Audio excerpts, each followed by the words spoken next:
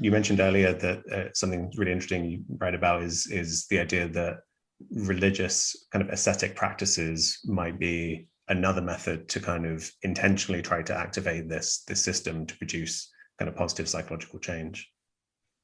Absolutely. Yeah. So most modern religious traditions, people fast. Intentional social isolation, at least some people will do that.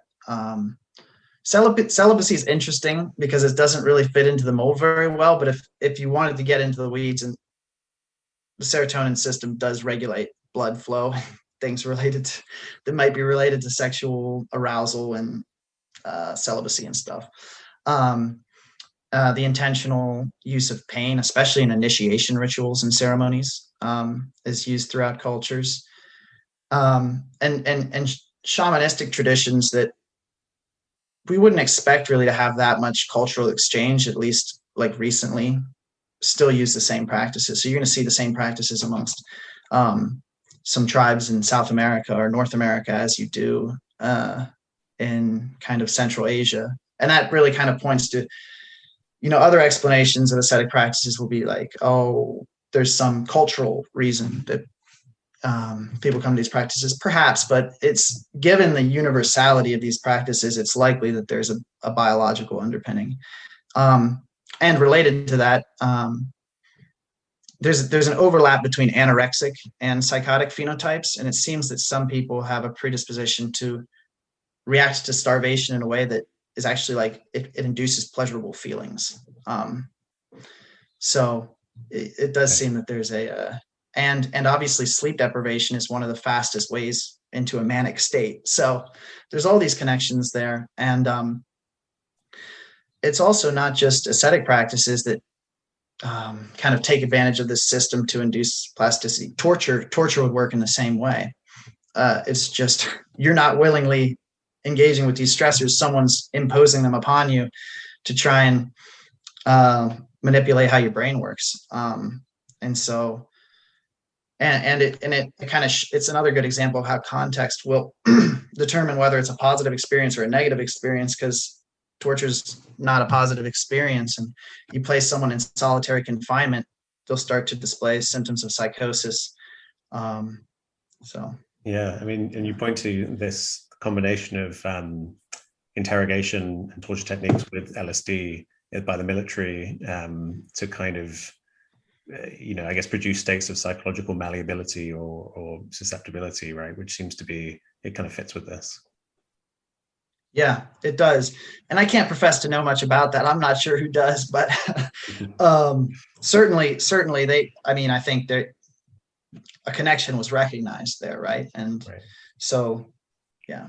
Yeah, so you have social isolation is one stressor you mentioned, like kind of going off into the woods or being in nature, which we see in lots of different religious traditions of people like Jesus and the Buddha. You write about in the paper, and then celibacy, fasting, sleep restriction, and then I think also temperature change is interesting as well, right? That like you've got kind of sweat lodges and also kind of cold water, swimming, and all these things seem to also produce these kinds of different or significant psychological changes in people. Absolutely. And my mentor right now, Dr. Charles Raison here at Madison, he's studied a lot of hyperthermia for depression. So raising core body temperature will actually alleviate symptoms of depression. And it's related to an eventual anti-inflammatory response. And one of the interesting aspects of psychedelics is they have this powerful anti-inflammatory response. The 2A receptor also modulates temperature. For instance, you take psychedelics, your core temperature will raise. And it seems like a lot of these stressors that we're talking about, especially like, I also mentioned exercise, extreme exercise routines and ascetic practices and stuff. They have an antidepressant response, and psychedelics have probably an inherently antidepressant response. And so a lot of these kind of manipulations, alternative manipulations and treatments of depression might work on this same kind of stress increased psychedelic signaling pathway. Yeah, I'm actually really interested in the endurance aspect of it, because in my 20s I used to run ultra marathons. These were kind of ridiculously long races. And for me, it was explicitly linked to, I would consider myself to be meditating during it. And I found it to be an easier way into these states rather than sitting on a cushion. After you've run for a few hours, you kind of have to struggle to not fall into a kind of flow state if you're committing to do that. And so that really resonated. And in the paper, actually, you mentioned something that I used to be fascinated by that I've actually not heard anyone else mention.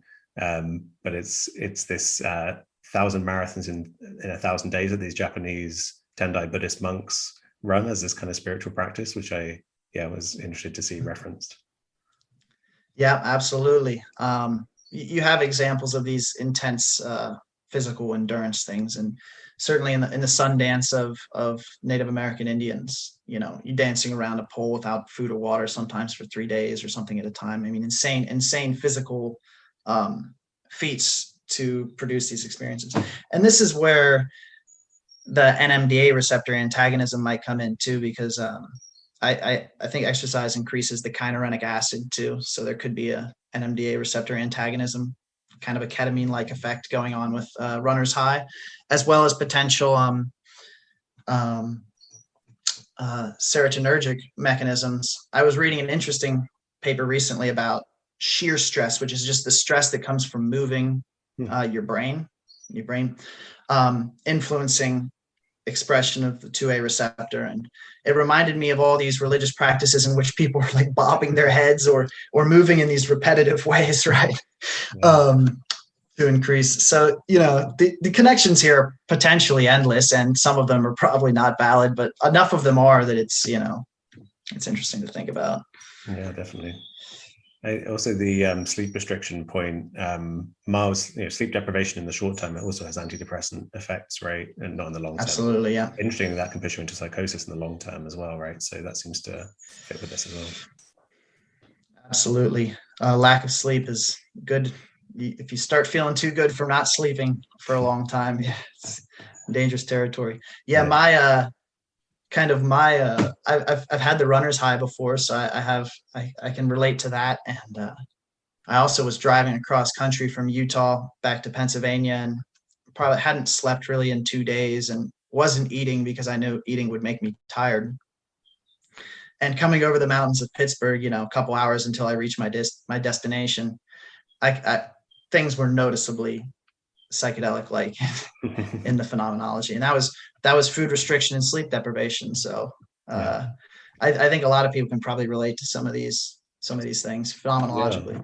Yeah, I mean, for me actually, probably the single event that led to me being here now having these kinds of conversations was in my early teens. I had a stress-induced kind of spontaneous mystical experience, which was to do with the proximate cause was going to a Catholic school and dealing with all the stress of being told I was going to go to hell and that kind of stuff. But then long-term cause, kind of emotional kind of issues in kind of early childhood, all that kind of stuff in the background. And then the relentless rumination led to a moment of just kind of, my mind stopping and a moment of kind of radical psychological change. And so, if anyone's going to agree with you, I think that stress can produce these very positive experiences. It's going to be me. Absolutely. And when you look at religion broadly, the connection there, and spiritual experience in particular, the connection there with stress is just so apparent.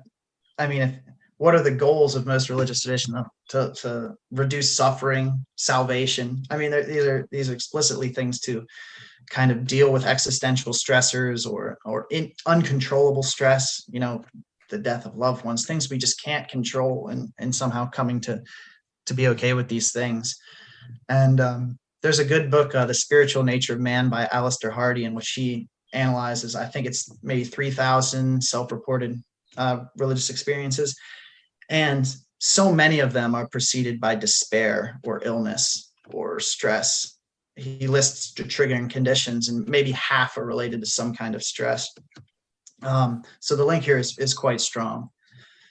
Yeah, I think it's also makes me think how, I think for most of my life, the word stress to me just evoked kind of like the feeling of, oh yeah, I had a stressful day at work, with just this very mild thing that wasn't foundationally important. The way we're talking about stress, you know, I think stress is a hugely foundational concept when you're trying to understand any kind of biological system. The fact that it can push you into these like vastly altered states, you know, just for anyone who thinks we're still talking about any kind of mild level of stress here, that this is a really fundamental aspect of being a living thing.